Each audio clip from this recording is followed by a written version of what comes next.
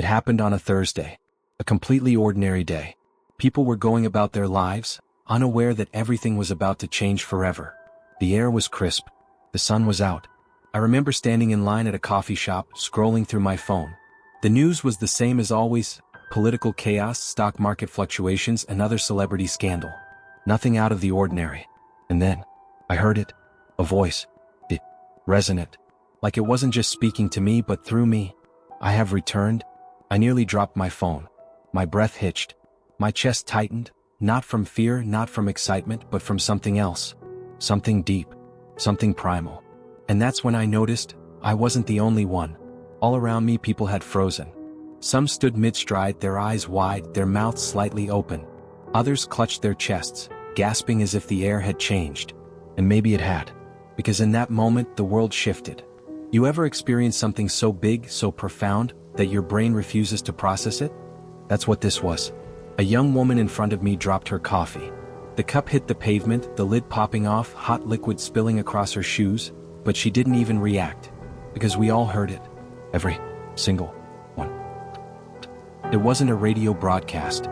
It wasn't a government test. It was inside us. A voice that had no source, yet came from everywhere at once. It spoke in perfect clarity, in a tone that wasn't human, not robotic, not electronic, but something deeper. Something old. I have returned. The words echoed in my skull, lingering far longer than they should have, etched into my thoughts. And then the world moved again. People started looking around, stunned, disoriented, afraid. A man to my left murmured, "Did you hear that?" A woman beside him whispered, "What the hell was that?" And then, almost as if an invisible force had gripped us all at once, we stepped outside. Nobody spoke. Nobody dared to. Because whatever had just happened wasn't over. Not even close. We weren't the only ones either. People were pouring into the streets, emerging from buildings, cars, alleyways, their homes, as if drawn by an unseen force. And then we all looked up.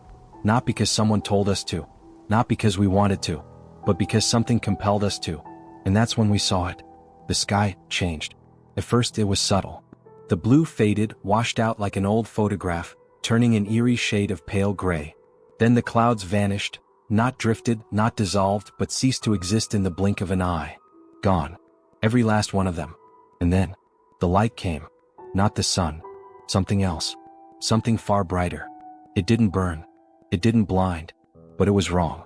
It felt intelligent, like it was watching us. It lasted for only a second. Just a flash. But that second changed everything. Because in that moment we understood. There was no debate. No skepticism. No maybe. It wasn't an illusion. It wasn't a mass hallucination. It was real. And every single one of us, every human being on earth, felt the same thing in our bones. The Lord was real. And He was here. That's when the screaming began. Not from everyone. Just a few at first. Some people fell to their knees, sobbing, hands clasped together, praying in frantic whispers. Others turned and ran, nowhere in particular, just away. As if they could somehow escape what was happening. I saw an older man collapse onto the sidewalk, clutching his chest, his body shaking violently, yet even then he did not die. A woman beside him shouted, "Someone call an ambulance." But nobody moved. Nobody reached for their phones. Because deep down, we already knew it wouldn't matter. We weren't in control anymore. Something far greater had taken hold. And we had nowhere to go. Then the next wave hit. The presence in my chest deepened, became heavier, pressing against my ribs, my lungs, like an invisible weight was settling inside me. A man a few feet away screamed, clutching his head, shouting, "Get out of my mind. Get out." But there was nothing to get out. Because it wasn't inside us. It was everywhere. A presence that surrounded all things. A force beyond comprehension. And we were trapped in it. Then as quickly as it had started, the light vanished. The sky returned to normal. The sun hung in place as if nothing had happened. And for a moment, just a moment, the world stood in perfect, stunned silence. Then the whispers began. Soft at first. Then louder. Then panicked. Because reality hadn't just bent. It had shattered. And we all knew, whether we spoke it aloud or not, nothing would ever be the same again. Beat of silence. I should have felt relieved when the light disappeared. But instead, something cold and final settled inside me. A thought. A terrifying realization. This wasn't over. This was only the beginning. And whatever had just happened was going to change the world forever. The world didn't change overnight. Not in the way you'd expect. There were no riots. No mass hysteria. Not at first. Instead, a strange silence settled over everything. For days, people walked around in a daze, going through the motions of their daily routines, pretending things were normal even though nothing was normal anymore. The news played constant replays of the event, the voice, the light, the revelation, but they had nothing new to say. Because what was there to say? God had spoken. He was here. And the world had no idea what to do next. The first week, the silence before the storm. In the first few days, people clung to normalcy like a life raft. The stock market froze but didn't crash.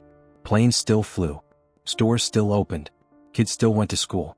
But beneath it all, there was this unease, a sense of waiting, like the entire planet was holding its breath. It was in the way people spoke in hushed voices, even at home, as if afraid he might still be listening. It was in the way nobody swore anymore, not even by accident. Like a deep, primal fear had settled inside us, keeping us in check. And at first it worked.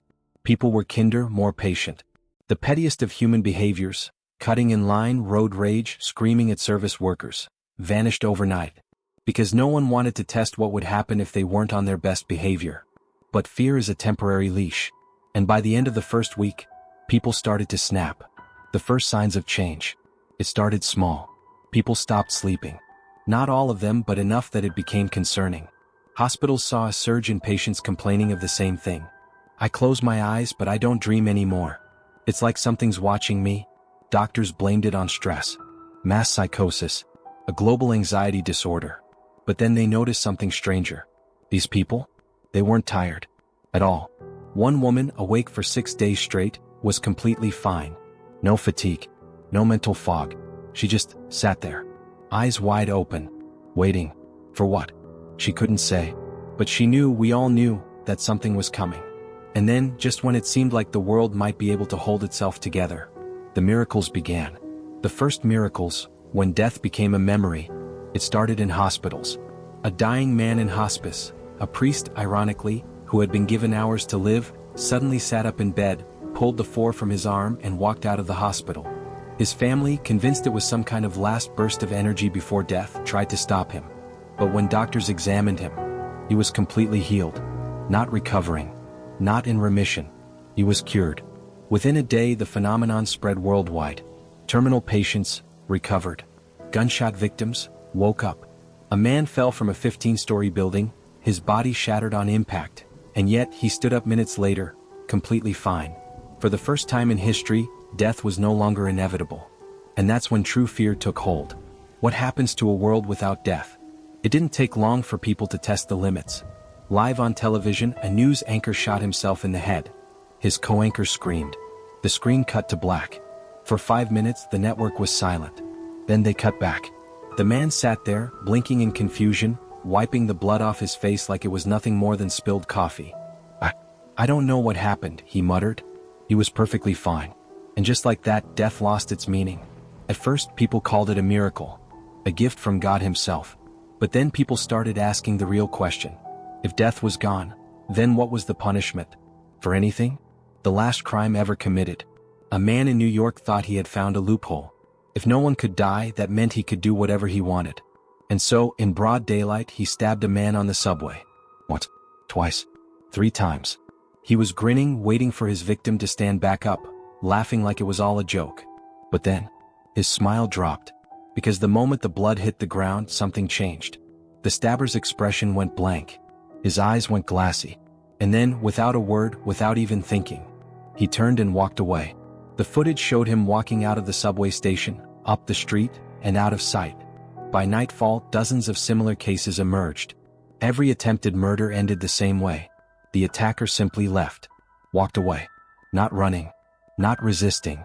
Just gone. It took 3 days before people realized where they were going. The first reports came from the countryside. People in small towns started noticing figures standing in fields. Dozens, then hundreds, then thousands of them. So, silent. Eyes tilted toward the sky.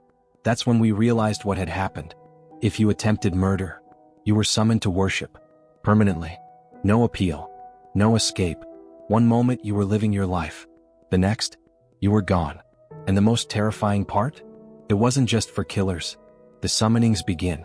At first, only the violent disappeared. Then people started vanishing at random. A woman brushing her teeth stopped mid-motion, eyes going distant. She turned, walked out of her house, never returned. A teacher mid-lesson dropped her marker, blinked, and left. She didn't even take her purse. No one was immune. Old, young, rich, poor, everyone was at risk. And no one could predict who would be next.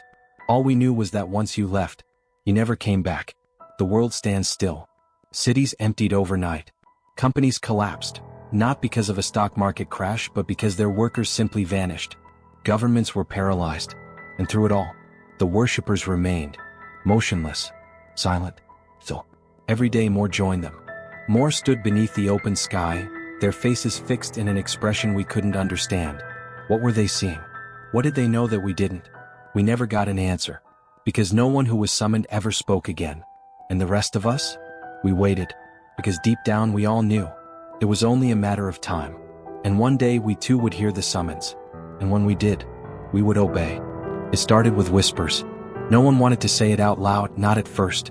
Not even the journalists or the doctors or the scientists who had spent their entire lives chasing logic.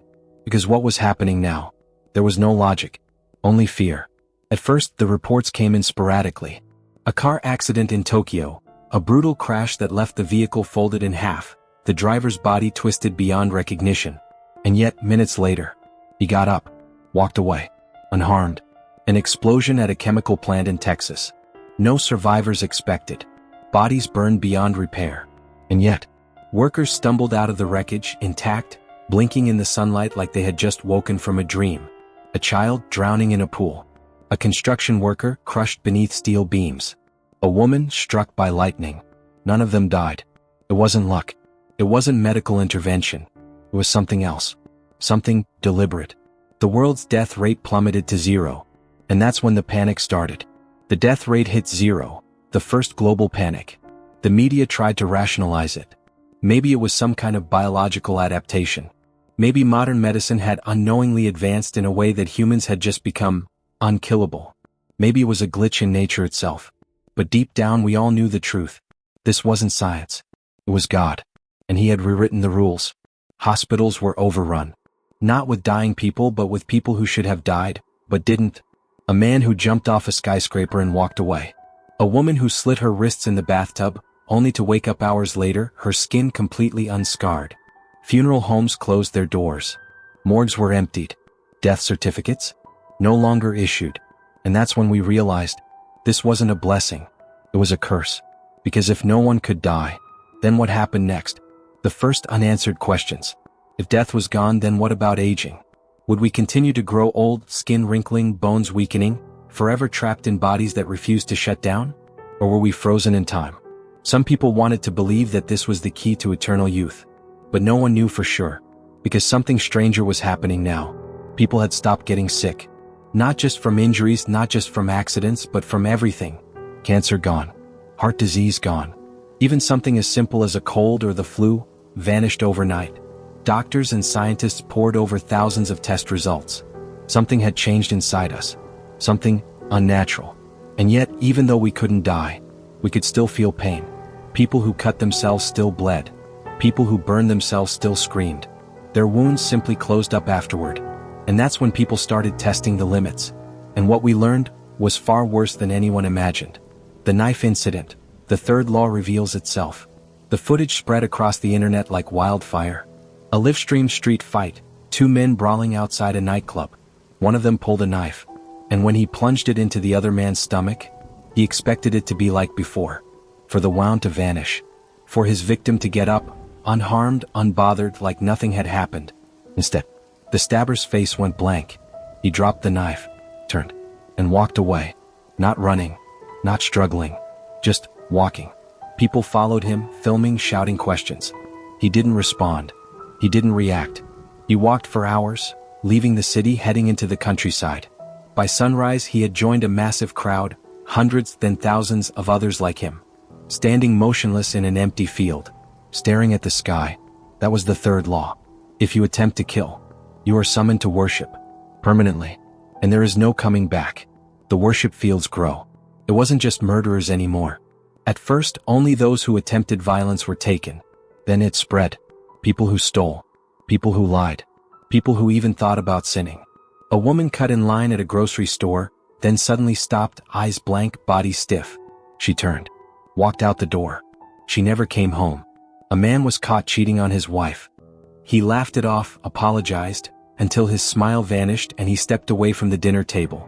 Without a word he left. His wife never saw him again. The worship fields weren't just for criminals anymore. They were for anyone who defied him. And nobody knew where the line was. The world tries to fight back. Religious leaders tried to make sense of it. Some claimed it was God's final judgment, a world without death, where sin was immediately punished by servitude. Others feared something worse. Because if the worship fields kept expanding, then eventually, would there be anyone left? Governments tried to find a way around it. Scientists attempted to interrupt the worshippers to wake them up. But no matter what they tried, the result was always the same. If you pulled one away, they would die instantly. It was the only way anyone had seen a person disappear forever. No body left behind. Just gone. And as the world grew quieter, with more and more people disappearing into worship, a new terror crept in. The final law. The last revelation. No one is safe. It started with a 6-year-old girl. She was playing in her backyard. She hadn't stolen. Hadn't sinned. Hadn't done anything wrong. And yet, she stopped moving. Her mother, confused, called her name. The little girl turned, walked out the gate, and never looked back. The worship fields were no longer just for the guilty. Now anyone could be summoned. At any time. For any reason. Or for no reason at all. And so, the world waited. Knowing that one day they too would hear it. That one day, they would be summoned. And when that day came, they would obey. It took weeks before we understood the true terror of worship. At first, we thought it was a temporary state of being, something that would end after a few hours or days. Maybe those who were summoned would return, tell us what they had seen, what they had learned. Maybe they would have some kind of message from God himself. But they never came back. Not once. Not a single one. They simply stood there, frozen, staring at something only they could see. And they weren't alone. Because every day more people joined them. The unsettling reality of the worship fields. At first, the worshippers were scattered, isolated. A few here. A few there. A lone figure on a suburban street corner. A handful of men and women standing in an empty parking lot. A cluster forming along the edges of a farm, unmoving, heads tilted toward the sky. And then they started to gather. Not by choice. Not by movement. But because every day more and more people disappeared into worship. A single worshipper on a city block became dozens.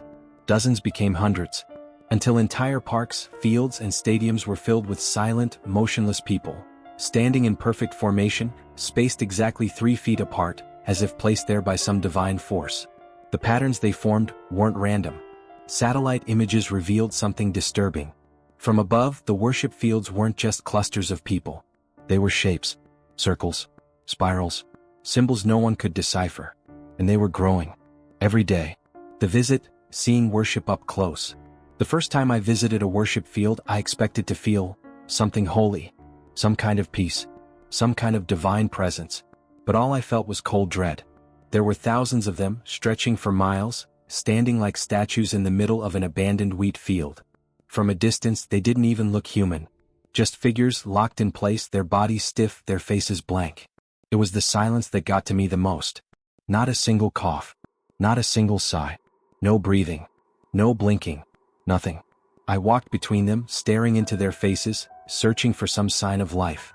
And then I saw her. My mother. She had been summoned 2 months ago. And she was exactly as I remembered her. Her hair still curled over her shoulders. Her lips still parted, as if she had been about to speak a final word before she was taken. But her eyes were the worst part. They weren't empty. They weren't dead. They were focused, locked onto something above, something I couldn't see. And when I whispered, "Mom?" she answered. The worshippers still speak, but only in fragments. I hadn't expected a response. So when she spoke, my entire body froze. "Hello, sweetheart." Her voice was calm, like she wasn't standing in an endless field of silent, mindless worshippers. Like she was still at home, talking to me over the kitchen table. "Mom, can you come home?" I asked. She blinked once, the first movement I had seen from her since she was taken. "I am in worship." A chill ran down my spine. "What does that mean?" I whispered. She tilted her head slightly, like she was listening to something I couldn't hear. I am in worship. The same words, the exact same tone, as if it was the only answer she was allowed to give. Mom, are you in pain? I tried. She didn't respond. She just stood there watching something in the sky. I wanted to shake her, to grab her arms and force her to look at me. But I didn't, because deep down I knew the truth. She was gone. Not dead, not suffering, but she was no longer my mother. She was something else. And when she finally spoke again, her voice dropped to a whisper. You should leave before you have to stay too. The worshippers do not age. 1 year passed. 2, 3. The worship fields continued to grow, swallowing entire cities. And the people inside them? They did not age. They did not change. A woman who had been called at the age of 78 still looked 78 3 years later. A child, taken at 6, remained 6 years old. They were frozen in time. But the rest of us? We kept getting older. The world kept moving. While they stood perfectly still, worship fear takes hold. That's when the nightmare started. It wasn't just me. It was everyone. Dreams where we'd be going about our day, eating, working, driving, when suddenly we would freeze in place. A voice in our heads would whisper, "You have been summoned," and without control, without hesitation, we would start walking. Through streets, through forests, through anything that stood in our way. And when we arrived at the worship fields, we would find our place. And then, the dream would end. But we would wake up terrified, because we knew, one day it wouldn't be a dream. The final revelation, the worshippers know something we don't. A scientist, one of the few remaining researchers still trying to make sense of this nightmare, noticed something. Something subtle. Something horrifying. The worshippers weren't just looking at random points in the sky. They were all looking at the same thing. A single fixed point, far above the earth, beyond the clouds. But here's the thing. That point isn't empty. Satellite footage confirmed it. There is something there. Something massive. Something watching. And the worshippers see it. Every day. Every hour. Every second. They know what's coming. So, we will too. And so we wait. For the day our name is called. For the moment we will stop moving. For the second we will look to the sky. And finally understand what they see. But by then, we'll be too late. Because once we are summoned, we will obey. It had been 3 years since my mother was summoned. 3 years since she left home without a word, walked into the night, and took her place among the worshippers. 3 years of standing motionless, eyes fixed toward the sky, lips frozen in that same whispered prayer I had never been able to hear. And she wasn't alone. By now, there were millions of them. Worship fields had spread across every continent, growing in size and scale, some stretching for miles, swallowing entire cities. But the scariest part? No one knew what they were waiting for. And worse, no one could stop it. The fields keep growing. Satellite imagery showed something terrifying. The worshippers weren't standing randomly. From above, they were forming patterns, complex, spiraling designs, shapes so massive they could only be seen from space. Mathematicians tried to analyze them. Historians searched for ancient connections. Linguists attempted to decipher if they were some kind of message. But the patterns? They didn't match anything from human history. Because they weren't for us. They were for him. And he was still watching. The worshippers still respond. The first time I visited my mother in the worship field, I thought it was a one-time thing. That she had only spoken to me because I had arrived at the right moment. That it had been a freak occurrence. A small crack in whatever divine trance she had fallen into. But then one night I made a horrifying discovery. All of them can still talk. But only if you ask the right questions. It was a cold, moonless night when I found myself standing in the middle of the worship field, surrounded by thousands of frozen figures, their faces illuminated only by the glow of my flashlight. I hadn't spoken since arriving. But the silence? It was too much. I whispered into the void. "Can any of you hear me?" Instantly, every single one of them responded. Yes. Thousands of voices spoke at once, a perfect, monotone chorus that sent my heart slamming into my ribs. The sound rolled through the field like an echo, stretching into the dark before fading into silence. I took a shaky step back. My flashlight flickered. "What are you worshipping?" I asked, my voice barely above a breath. For the first time they hesitated. Then my mother, who hadn't moved in 3 years, spoke. "He is coming." My blood turned to ice. "Who?" Another long pause. Then, in perfect eerie unison, they all whispered the same answer. "The one who watches." The worshippers see something we can't. After that night, I became obsessed. I needed to understand. What were they seeing? Why were they staring at that exact point in the sky? And more importantly, what were they waiting for? I wasn't the only one asking questions. A team of scientists launched high-powered telescopes toward the exact coordinates that the worshippers were looking at. What they found was nothing, just empty space. No stars, no planets, no celestial bodies of any kind. Just a void. But that didn't make sense. Because even in the deepest parts of space, there's something: cosmic radiation, distant galaxies, the remnants of the Big Bang. But this was absolute nothingness. A gap in the universe itself. And the worshippers saw it. They saw something standing in that void. Something we weren't allowed to see. The first attempt to break worship. Governments tried everything to wake them up. They sent in psychologists, neurologists, priests, anyone who might be able to break the trance. They used loudspeakers to blast sirens and emergency alerts. They even tried physical force, pushing them, shaking them, shoving them hard enough to knock them to the ground. But every single one of them stood back up, adjusted themselves, and returned to position. Nothing worked. Until someone tried something different. A team of scientists hooked a worshipper up to an EEG machine, desperate to see if there was any brain activity left. And what they found was horrifying. The worshippers are more alive than we are. Brain scans showed that the worshippers weren't brain dead. In fact, their brains were operating at an advanced level of activity never seen in humans before.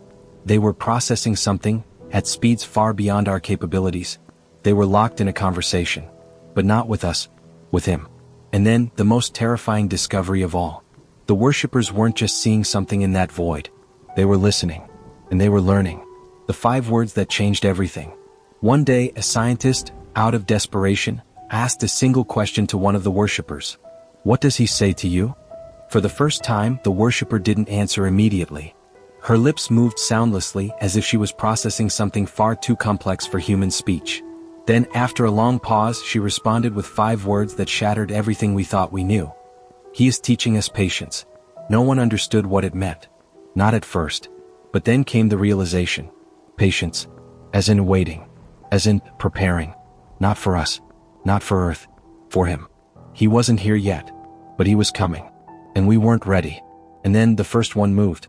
One evening, just before sundown, a farmer near one of the worship fields was watching the endless rows of frozen figures, same as he always did.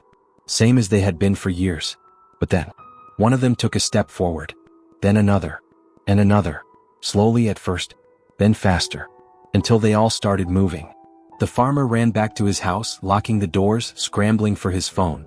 But when he looked out his window, they weren't walking toward town. They were walking toward each other. Closing the gaps in the patterns. Completing the shapes.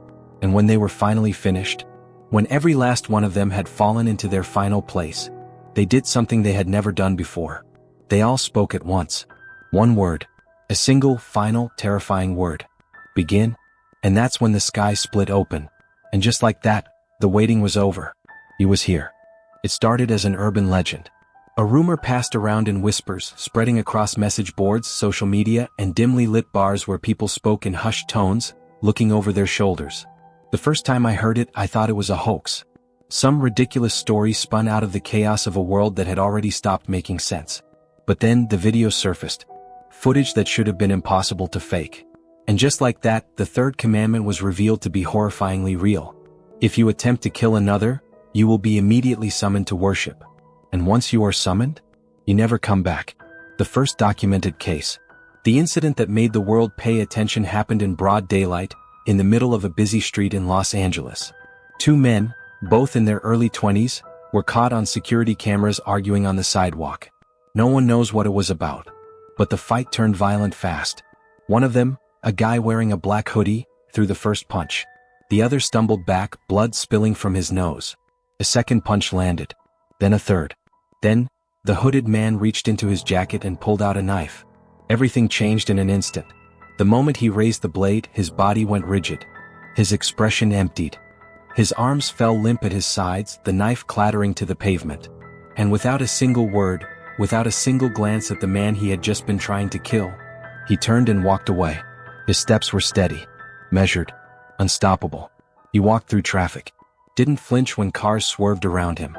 Didn't stop when people shouted his name. He just left. And he wasn't alone. Across the world, it was happening everywhere. People who had raised their hands in anger, who had reached for a gun, a blade, a weapon, suddenly froze. Their faces went blank. And then, without warning, they turned and walked away. Every single one of them. Straight to the worship fields. Never looking back. The bullet that didn't kill.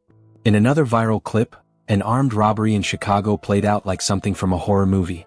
A masked man burst into a convenience store, a gun clutched in his hands. The security footage captured everything. The way he shouted, the way the cashier trembled behind the register, the way the customers froze in terror. Then came the shot. A single gunshot fired at point-blank range. It should have killed the cashier instantly. But it didn't. The moment the trigger was pulled, the gunman's arms fell slack. The gun dropped from his grip, landing on the floor. His mask slipped from his face, revealing wide, glassy eyes. Then, just like the others, he turned. And he walked out of the store. The cashier, who should have been dead, slowly stood up, touching his chest in confusion. No bullet wound. No pain. The shot had never landed. And the man who fired it? He was gone. The cameras tracked his path for miles as he walked in a straight line, his pace unwavering. Until, finally, he joined the thousands of others in worship. The world tries to understand. At first, people thought the third commandment was limited to acts of murder. That as long as you didn't try to kill, you were safe. But soon, people realized it was so much worse. Because the price of violence wasn't just about murder. It was any attempt to take another's life. Even if it wasn't intentional. Even if it was an accident. A man in Detroit was changing a tire when he lost control of his jack. The car collapsed onto his friend, crushing his chest. The man screamed, trying to lift the car, trying to help. But then he froze. His hands dropped to his sides. His eyes glazed over. And without a word, he walked away. Straight into the worship fields. His friend survived. But he was gone. Because the moment he became responsible for another's death, even unintentionally, he was summoned. And that's when the world realized no one was safe. Suicide becomes impossible. For a short while, people thought they had found a loophole. If murder led to worship, then maybe taking your own life would set you free. Maybe it was the only way out. But that hope was shattered when the first man attempted it. Live on a Twitch stream, a popular gamer, depressed, overwhelmed, raised a gun to his temple. He sobbed, apologizing to his viewers, saying that he couldn't live like this anymore. The chat begged him to stop. But he didn't. He pulled the trigger. Click. The gun jammed. He tried again. Click. Again. Click. His breathing grew ragged. His hand trembled. And then, suddenly, his expression changed. His body went still. And without another word, he got up and walked out of his house. The stream kept running for hours, people spamming the chat in panic, confusion, horror. Days later, someone tracked him down. He was standing in a worship field, just like the others. Because if you try to take your own life, you don't die. You join them. Forever. What happens if you resist? As the world fell deeper into fear and paranoia, people started testing one last question. What happens if you try to fight the summons? One man, desperate to resist, handcuffed himself to a pole. He had seen it happen to his brother. Had watched him drop his gun mid-argument and walk straight into worship. And he knew, he felt it, that his time was coming. So he locked himself in his apartment, handcuffed his wrists to the radiator, and waited. And when the summons came, he tore himself free. Not slowly, not carefully. He ripped the skin from his wrists, shredded his own tendons, broke his own bones just to obey. He had no choice. Because the summons wasn't a suggestion. It wasn't a whisper. It was a command. And when it calls you, you obey. The third commandment cannot be broken. No one knows what the final plan is. No one knows why these laws exist. Only one thing is certain. The worship fields will continue to grow. More will be taken. More will stand among them. And one day when enough of us are gone, when the final shape is completed, we will finally know what they've been waiting for. But by then, it will be too late. For a while, people thought there might still be a way out. A loophole. A hidden flaw in the system. Yes, murder had a price. Yes, suicide was impossible. Yes, those who were summoned would never return. But surely there was a way to break the cycle. To escape the inevitable. To fight the summons. But Rule 4 made sure of one thing. No one escapes worship. The first signs that worship was forever. People clung to false hope in the beginning. They told themselves it was temporary. That the worship fields were just another test. That those who were taken would eventually wake up. After all, the worshippers weren't dead. They still breathed. They still responded. Sometimes, in quiet, eerie voices. Some even seemed aware of their surroundings. So people waited.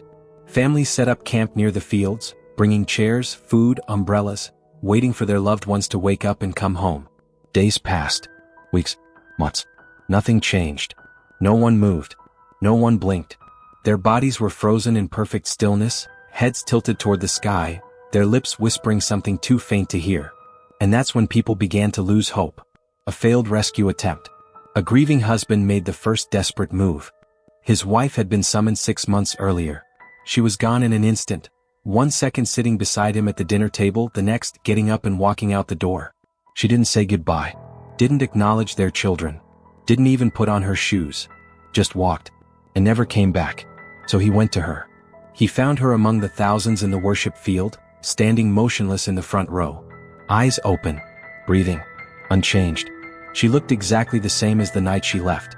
And in his grief, in his denial, he did what no one else had dared to try. He grabbed her by the shoulders and tried to pull her away. She didn't resist. She didn't even react. He screamed her name, shaking her, begging her to wake up. But she just stood there, perfectly still. So he did something insane. He tried to carry her. He wrapped his arms around her and lifted her off the ground. And for a brief, terrible second, she moved. Not on her own, but in his arms, limp, unresponsive. And then, she began to shake. Her entire body convulsed violently, her limbs locking in unnatural angles, her mouth falling open in a soundless scream. And then, right before his eyes, she vanished. Gone. Like she had never been there at all. They cannot be taken. It was the first known case of a worshipper disappearing. Not dying. Not decaying. Just ceasing to exist. Like something had erased her from reality itself. And from that moment on, Rule 4 became clear. Once you are in worship, you cannot be removed. You cannot be saved. You cannot be freed. If you try, you are erased. Not even the most powerful governments dared to intervene after that. Because what would happen if someone tried to remove all the worshippers? Would they all vanish? Would entire cities disappear? No one wanted to know. A dangerous experiment. Months later, a group of scientists decided to test Rule 4 one last time. They wanted to see if the worshippers could be revived. So they brought in a crane. They targeted a single worshipper, one who had been standing in the same spot for nearly a year. A woman in her mid-30s wearing the same business suit she had left home in. They carefully wrapped a harness around her waist, securing it so tightly it nearly cut into her skin. She didn't react, didn't blink, didn't move. Then they lifted her off the ground. 5 feet, 10 feet, 15. And then her body twitched. At first, it was just a small shudder, like something was resisting. Then she began to shake violently, like a puppet on invisible strings. And just like before, she disappeared. The harness snapped shut around thin air. She was just gone, erased. And the crane operator, who had unknowingly been the one to remove her, turned off the machine, climbed down from his seat, and walked into the worship field. Without a word, without hesitation, he found his place among the others, and never moved again. You cannot even watch them for too long. The worst discovery came a year later. By then, the worship fields had grown massive, stretching for miles, taking up vast empty landscapes. Some people, those who had lost everything, those who had nothing left to live for, would simply sit on the outskirts and watch. Just watching. 4 hours. 4 days. And then one by one they stopped moving. Not because they had been summoned. Not because they were called. But because they had stared too long. Like whatever the worshippers were looking at had started to pull them in too. One moment they were sitting in the grass talking to reporters, explaining how they didn't believe in the phenomenon. And the next, their voices trailed off. Their eyes glazed over. And they stood up. They walked into the worship field on their own. And once they found their spot, they never moved again. They had joined. Not because they were called, but because they had understood. Understood what the worshippers were seeing. Understood what they were waiting for. And that knowledge alone was enough to take them. The no escape clause, the final truth. At first we thought this was still a punishment, a form of judgment. But now we aren't so sure. Because the worshippers aren't being punished. They are being prepared. They are learning something. And one day when the final shape is complete, when every last human on earth has either joined them or been erased, they will finally speak as one. And the message they deliver will not be for us. It will be for him. And when that moment comes, the world as we know it will be gone. Because Rule 4 is absolute. No one escapes worship. Not you. Not me. Not anyone. It's only a matter of time. And when our turn comes, we will obey. I had been expecting it. Deep down, I knew it was coming. It was only a matter of when. But that didn't make it any easier when the moment finally arrived. When I saw the change in his eyes. When I realized with a horror so deep I could barely breathe, that my brother had been summoned. The last normal day. The day started like any other. You could still call our days normal anymore. We had breakfast together, cold leftovers eaten in silence. Neither of us spoke much these days. We didn't need to. We had both lost too much. Our parents were gone. Our friends were gone. The world we grew up in, the one where life had meaning, where people lived without fear, was gone. There was only waiting now. Waiting for our turn. Waiting to be taken. Waiting to join the silent millions. And I had always assumed that somehow we would go together. That when it happened we'd feel it at the same time. But I was wrong. Because on that last morning when I looked at my brother across the table, he still looked like himself. Tired, angry, but still here. Still him. And then, everything changed. The moment of summoning. It happened all at once. 1 second we were arguing about something meaningless, whether we should leave town, try to find a place where the worship fields hadn't taken over. And then mid-sentence, he stopped talking. His hands gripping the table slowly relaxed. His breath evened out. His shoulders dropped. And in that single awful moment, I knew. No. The word came out shaky, barely above a whisper. He didn't respond.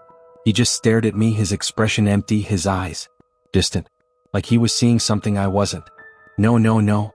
I reached across the table, grabbing his wrist, squeezing it hard. Don't do this. Don't leave me. For a single agonizing second, his fingers twitched beneath mine. A flicker of something. Recognition. Pain. Regret. But then, his body moved on its own. His chair scraped against the floor as he stood, and without another word, he turned toward the door and walked away, trying to stop him. Wait. I ran after him, my heartbeat hammering so hard I could barely hear my own thoughts. He was already halfway to the street, walking with that same unnatural stillness I had seen 100 times before.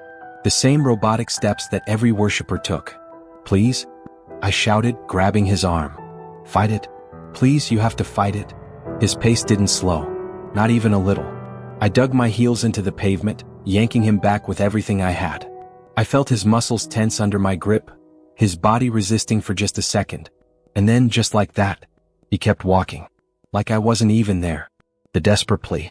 I wasn't giving up. I couldn't. Not on him. Not when he was the only thing I had left. So I ran in front of him, planting myself in his path. Blocking him. His feet stopped. His empty eyes locked onto me. Please, I begged, my voice breaking. Please say something.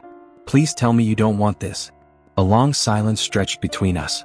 The world felt too quiet. And then, finally, he spoke. I don't. A single choked whisper. My chest ached. Then fight it. I sobbed. You don't have to go. For the first time his expression cracked. Something inside him was trying, desperate to push back, desperate to cling to what was left. But then, his eyes flickered upward, to the sky, and his face went blank again. And I knew I had already lost, because whatever was calling him was stronger than me, stronger than anything. I have to go, he said softly, and then he stepped around me, and kept walking, following him to the field. I didn't stop him. I couldn't. I could only follow. For 5 miles I walked behind him, never once looking away. And he never slowed, never wavered. It was like watching someone walk to their own grave, except he wasn't dead. He would never die, which made it so much worse. And when he finally reached the worship field, when he took his place among the thousands of others, when he tilted his head back, eyes locked onto that empty space in the sky, I felt something inside me break, because I knew he wasn't my brother anymore. He belonged to him now. The last conversation. I stood there for a long time. Maybe hours. I don't know. I was waiting for something, anything. Some kind of sign that he was still in there. That I hadn't lost everything. And then, his lips moved. You're still here, he murmured. I swallowed hard. Yeah, I am. His eyes didn't move from the sky. Why? Because I can't leave you. His breath hitched, just the smallest break in the stillness. And then he whispered something so soft, so quiet, I almost didn't hear it. I'm scared. I clenched my fist. Then fight it. Come back with me. A silence. And then, it's too late. A tear slipped down my cheek. No, it's not. He shook his head. I see it now. My blood turned to ice. See what? His lips parted. His breath came out slow and even. Him. I froze. Every hair on my body stood on end. Who? I whispered. His answer was barely a breath. The one who watches. And that's when I knew. I would never get my brother back. Because he wasn't mine anymore. He was theirs. The sky begins to change. That was 3 days ago. And now the sky is darker than it should be. There's something wrong with the stars. Like they're moving. Like they're watching us. And I can't help but wonder if my brother was right. If it's finally happening. If he is coming. And when he arrives, what happens to those of us who are left? And deep down, I already know the answer. We will obey. For a long time, we thought there had to be some way out. Some loophole. Some final defiance against the fate that had claimed nearly everyone we loved. We told ourselves that as long as we were still here, as long as we were still thinking, still resisting, there was hope. But deep down we knew the truth. There was no escape. There never had been. And when the final revelation came, it shattered the last illusion of freedom we had left. The disappearance of the last leaders. It had started slowly, but by the time we realized what was happening, it was already too late. The last world leaders had vanished. Not assassinated. Not overthrown. Not even summoned to worship. They were just gone. One by one, their seats sat empty, their podiums left abandoned. The President of the United States gave a final televised address, warning that we were witnessing something beyond human comprehension. That everything we believed about life, about God, about free will itself, was a lie. And then, mid-sentence, he stopped speaking, his eyes unfocused, his head tilted slightly, and without another word he turned from the camera, walked out of the room, and was never seen again. The broadcast continued for 7 more minutes, showing nothing but an empty chair. Then the feed cut to static, and from that moment on there were no more leaders, no governments, no structure, just silence, and the growing realization that we were truly, completely alone. The worship fields expand beyond the world. The worship fields had been growing for years, but something had changed. Something new was happening. They had started to form in places that should have been impossible. Underwater. In the deepest parts of the ocean, where no human should have been able to stand. In the frozen wastelands of Antarctica, where bodies should have collapsed from exposure. In space. Yes, space. Astronauts aboard the International Space Station had stopped responding to transmissions. Their last message had been chillingly simple. We see it now. And then, nothing. Satellite images captured something impossible. A cluster of figures standing outside the station. No suits. No protection. Just floating in the void, unmoving, staring in the same direction as all the others. And then, they too disappeared. Like they had never been there at all. The summonings accelerate. At first, people had months, even years before they were taken. There were rules. Patterns. Now there was no time. Entire towns disappeared overnight. Whole cities, emptied in a single day. The process was no longer slow, methodical. It was happening all at once. I watched an entire subway train of people freeze mid-motion, their bodies relaxing as one. And then, they all turned at the same time. Walked in perfect unison up the stairs, out into the streets. They didn't hesitate. Didn't acknowledge anyone else. And by the time the last of them had vanished into the worship fields, the city felt completely dead. And I realized with a cold, creeping terror, I had seen this before. It was the final move of a chess game. The moment when all the pieces slide into place. We weren't being punished. We were being prepared. And now, we were almost ready. What happens when no one is left? It was the last real question. What happened when the last human being was summoned? When the last of us joined the fields? What happened then? Because whatever this was, it wasn't about us. We had never been the point. We were just part of something larger. A message. A signal. A prayer. And when the final piece of that message was written, when the final soul found its place, the answer would be revealed. To him. To the one who watches. And when he finally received that message, the world would end. Or worse, something else would begin. The final sky shift. For weeks I had been watching the sky. It had been changing. At first, subtly, clouds forming in unnatural shapes, stars that seemed to move too fast, shadows where there should be none. Then it became impossible to ignore. The constellations had shifted. The stars no longer matched any known maps. Astronomers, those who were still left, tried to explain it. Tried to say it was an illusion, an atmospheric disturbance. But the truth was simpler. The sky wasn't the same anymore. Because we weren't looking at space. We were looking at something else. Something coming closer. And then, the stars blinked. Not dimmed. Not disappeared. They blinked. Like eyes. Looking down at us. And that's when I knew. He was already here. The last day. I don't know how many of us are left. Hundreds? Maybe only dozens. Everyone I knew is gone. The streets are empty. No bodies. No signs of struggle. Just absence. Like they had simply stepped out of existence. So, I will too. Because I can feel it now. The way my muscles are loosening. The way my heartbeat is slowing. The way my mind is quieting. I thought I would fight. I thought I would resist. But the truth is, I understand now. I see it. Just like my brother did. Just like they all did. And as I stand here looking up at the sky, at the thing watching us from beyond the stars, I whisper my final words. I am ready. And then, just like the others, I obey. And just like that, humanity is gone. But the message? The message is finally complete. And now, he will answer. What happens next? That's not for us to know. Because we were never meant to witness the reply. It should have been over. Everything should have ended the moment the last human soul was summoned. There was no one left to resist. No one left to run. No one left to fear. Just an empty world, still and silent, waiting for him to respond. And yet, I was still here. Alone. Still breathing. Still thinking. Still watching the sky that had turned into something unrecognizable. And I realized, I was the last one. The last survivor. I had waited for it. The voice. The command.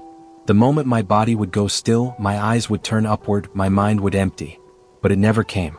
I remained myself. I still felt hunger, fatigue, fear. But no summons. No whisper pulling me into the silent masses. The worship fields had reached completion. Millions, billions, of people standing in their final places, forming shapes so massive they could be seen from space. And yet, I was not among them. I was supposed to be. But for some reason, I had been left behind. And that terrified me more than anything. The world after worship. Without people, the world had started to collapse. Fires raged unchecked. Buildings crumbled from neglect. The streets were littered with abandoned cars, left in the middle of the road, doors swinging open, headlights still on. Everything was frozen in time. Like a painting of the moment when humanity ceased to exist. And yet, the worship fields were untouched. Perfect. Expanding. Like something was still shaping them. Something not human. And as I walked through the empty streets, I felt something else. The air itself had changed. It felt heavier. Like the gravity wasn't quite right. Like the world was being watched from all angles at once. Like something had finally taken notice of what we had built. And now it was watching me. The first signs of the answer. It started small. A flicker in the sky, like a ripple across an infinite ocean. The stars trembled, their positions shifting in ways that no telescope could track. And then, the shapes began to form. At first, I thought I was imagining it. The worship fields were creating patterns, but they weren't random. They were words. Not in any language I recognized. Not in any language that should exist. But somehow I understood them. We have prepared the message. It wasn't carved into the earth. It wasn't spoken. But I heard it. Deep in my mind. Like it had always been there, waiting for me to notice. And then, beneath it, the final phrase. Awaiting response. He was never here. But he will be soon. That was when I understood. All this time, we had believed we were worshipping something that was already watching us. That he had been here from the beginning. But we were wrong. He wasn't watching. He wasn't listening. Not yet. This entire process wasn't for him. It was to get his attention. And now the message was complete. And he had finally noticed. The first movement in the worship fields. I should have run. I should have hidden, even though I knew there was nowhere left to go. But I couldn't look away. I stood at the edge of the largest worship field, watching the billions of frozen figures locked in eternal devotion. And then, one of them moved. Not in the way people did. Not a twitch, not a breath, not a shift in weight. They folded. Their bodies collapsed in on themselves, like paper being pulled into a single point of nothingness. One after another. Row by row. Millions of people disappearing into the earth. Not dying. Not teleporting. Just vanishing. Like they had never been there at all. And the ground beneath them? It wasn't empty. It was changing. Becoming something else. Something that didn't belong on this planet. Something that looked alive. And then the ground opened. And I finally saw what was underneath. The world had never been ours. There was something beneath the worship fields. Something vast. Something that had been waiting. Not buried. Not hidden. But sleeping. The worshippers had never been meant to stand there forever. They were never meant to be a permanent display of faith. They were a sacrifice. The signal. The trigger. The final offering before he arrived. And now, the world was finally opening for him. The final revelation. The stars were wrong. The ground was alive. And the people were gone. And then, as I stood there, trembling, alone in a world that had already been claimed by something far beyond my comprehension, the sky ripped open. It wasn't light. It wasn't shadow. It was absence. A hole in the fabric of reality itself. And something stepped through. It wasn't a being. It wasn't a god. It was an answer. The response to the message we had unknowingly written. And as it reached for me, the last soul, the last human, the last mistake in an otherwise perfect equation, I realized the final horrible truth. We had never been its people. We had been its ink. And now that the message had been sent, we were no longer needed. The last words ever spoken. As the world collapsed into its final form, as reality itself rewrote what Earth had always been meant to be, I heard it. A voice, everywhere and nowhere, so vast it shattered my mind before I could even try to understand it. It was not angry. It was not cruel. It was not even divine. It was simply acknowledging us. And then, just before everything turned to darkness, before I lost the last shred of what I had once been, before the concept of I even ceased to exist, I understood the last message. The one that had been waiting since the beginning. The one we had all been a part of. Message received. And just like that, humanity was erased. Not with fire. Not with war. Not with destruction. Just with completion. Because we were never meant to last. We were meant to write. And now, the real story could begin.